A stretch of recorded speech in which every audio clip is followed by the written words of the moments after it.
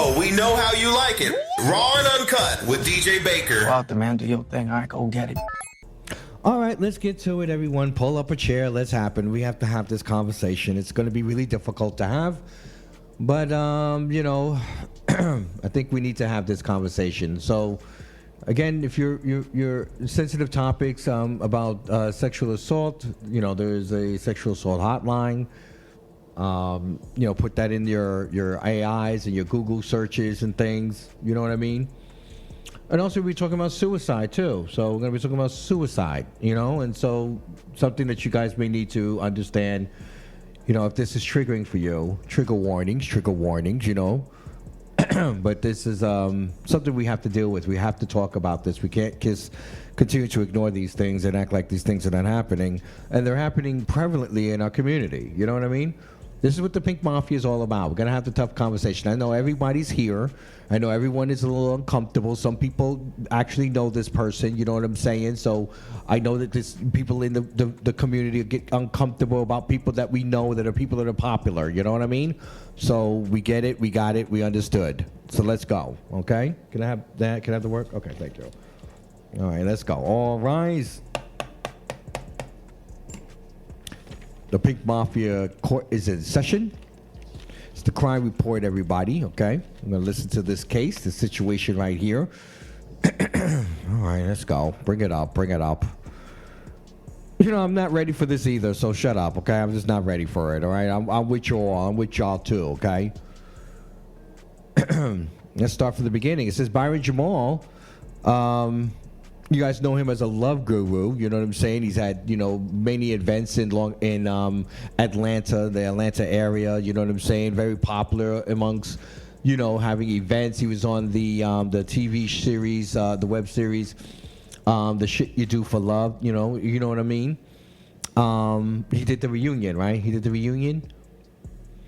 And we know a lot of love gurus. They have the gay dating coach. I see that he was they had done things together, and events together. You know what I'm saying? He was someone who was around town and obviously was a community leader, wasn't? I mean, wouldn't you think that there's someone of importance, right? You know what I mean? Oh gosh, can you just pull up his situation while we talk more about this? It's Byron Jamal, okay? I know, like no one wants to do it, but you got to do it, It's even in this thing, Love Guru, 16.8 thousand followers, okay? An 8-time author, love and resilience coach. You remember he was also a former pastor, okay? All right, that's the context. A former pastor turned relationship coach was arrested in Union County in North Carolina mid-October 2025 on child sex assault charges stemming from an investigation led by the Marshville police. Let's continue. According to the Union County Sheriff's Office, deputies and U.S. Marshals Task Force took Jamal, whose legal name is Byron J. Leach. I'm sure the J, middle name is Jamal. It's the same thing. Y'all call me DJ. That's my first and middle initial, not my last name, even though y'all call me DJ Baker, so you know my whole fucking name. Thank you. This is my government. Into custody after he attempted to flee and injure himself by jumping from a balcony during the arrest. So as he was being arrested, or while they were serving the warrant, he was jumping off, I'm certain, a second floor balcony. I'm not going to go any further than the second floor. I couldn't imagine someone wanting to get away that fast. They would just run out and jump off the balcony. When was the last time we heard that? Was what's his name? That case in Atlanta where the guy jumped over the balcony and supposedly ran off into the woods. Oh gosh, starting to be concerned here. He was treated for a broken arm before he was booked into the Union County detention center. So he went to the hospital. They treated him for the thing, and they said, "Okay, time to go to that." What is going through his mind while this is happening, right? Like in the hospital, I'm sure he was thinking, how can I get out of here, right? But they can't because they got a police station right outside the door. You know what I mean? I mean, this has got to be serious enough for him to want to not be arrested. Clearly, you knew what you were doing was wrong. Let's continue. Let's get into this a little bit further. He said he was treated for the broken arm, and then he was booked at the Union County Detention Center on multiple warranted related to the case. Multiple warrants. That's very important that there was multiple warrants. Oh, God. Are you kidding me? Where is my pen when you need it? Oh, I don't have my pen. Oh, well. Oh, there we go. Multiple warrants.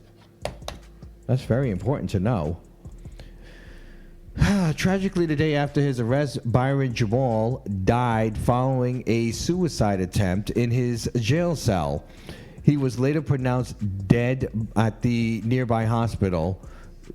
Whatever he did in that room, they tried to revive him. They got him at least the pulse going, and then they got him to the hospital, but he died of the injuries. Could have been a broken neck if he was hanging himself. We don't know. This is all we know at this point, okay? I'm sure there'll be more coming out as the Bureau of North Carolina State Bureau of Investigation is currently reviewing the circumstances of his death, so they'll let us know. At the time of the arrest, Jamal was widely known as someone who was a love and success coach, promoting faith-based and self-love content to a large social media. 16.8 thousand followers. Okay? Wow. These are the charges that he was arrested on. According to the union, he was formally charged with 5 counts of felony sexual, 5 counts. Oh, gosh, 5. This wasn't just 1, this is 5. 5 counts of felony sexual act by a government institutional employee. So he was a government employee. This is someone who was working with children. Listen to this. According to the Union Sheriff Office, the North Carolina State Bureau of Investigation, the charges stem from the allegations that Jamal engaged in sexual acts with a minor while employed at the North Carolina Department of Health and Human Services. This is the same people that take care of the kids that get, out there and that pick them up, and, between truancy and getting them places to live and a foster care system. You know what I'm saying? And here he is effing them. It's just disgusting. Jamal was taken into custody in Charlotte in October 8th. That was when the original arrest happened. And briefly attempted to evade the arrest by jumping out the window. We talked about that. Oh, God. The offenses fall under the North Carolina General Statute, which criminalizes sexual act between employees or agents of the government institution against the individual that they are in care of. You can't be screwing the kids. You can't screw the kids. You know what I mean? And I mean literally. You can't touch them. And I don't want to hear that they're hot and they're coming after you. That doesn't mean anything to me. That doesn't mean anything. He's the adult. He's the adult. And someone who's working, we're paying you to take care of children, not to screw them. Not to further traumatize them. This is unacceptable. And I saw a couple of people posting about it, and I'm going to name 2 people. Because these 2 people that I have some sort of respect for and I think are better than that. I'll give them the benefit of the doubt that they may be better than that. And one of them is Dwight Ellen O'Neal. You know Dwight, you know what I'm saying? And the other one is the godfather of out hip-hop, which is completely devastating. And I think it's disgusting. I think it's disgusting. There were many others that did so. I did see some others too. But those are the people that I know specifically and I've been close contact with in my life, you know what I'm saying, as someone that's been a part of out music and a part of the industry. You know what I'm saying? And I'm talking about our community. I'll use his own language, the gay celebrity of it all. You know what I'm saying? To me, there's just no excuse for any of this. And I am disappointed that this man Byron killed himself. I'm disappointed that he will not and his victims will not be able to get the justice that they deserve to seeing him being convicted for his crimes, to see him face a jury, to see him be convicted of his crimes. He took souls. We keep thinking that this is a joke. This whole thing, we did this whole Diddy case. We thought it was a big joke. These are taking people's lives. You're taking their life. And we're talking about children that are already, screwed up from the circumstances that put them in the government's hands in the first place, and then you took advantage of the worst ride. You were preying on them. How great is this person if they're preying on them? I don't know, but I certainly could be writing great posts about how wonderful and inspiring this person is when they literally took souls. I don't care how inspiring they were. I really could care freaking less. It doesn't matter to me. It negates all your goodwill. That one, you didn't get the help, clearly, because you kept doing it. And you knew you were wrong because when you got caught, you tried to kill yourself, and then you actually ended up doing it. The second time, or however, I don't know. But this is unacceptable, and it's unacceptable for people in our community that we look at as leaders to continue to whitewash people's real record and who they are. This is who he is: a predator of young people, young men. And it's disgusting and it's unacceptable. It needs to be held accountable. And if that means that wipes away all of his great stuff and all the money that he makes from his books and his legacy should go to those victims, then so be it. And that's something that I would order here at the Mafia Court. What a disgusting man. Download the We Are You Radio, everyone. That way you don't miss a thing. There's nothing else to say. Disgusting man. Disgusting. And it's disgusting for anybody to even think that it's cute to write a beautiful post about it.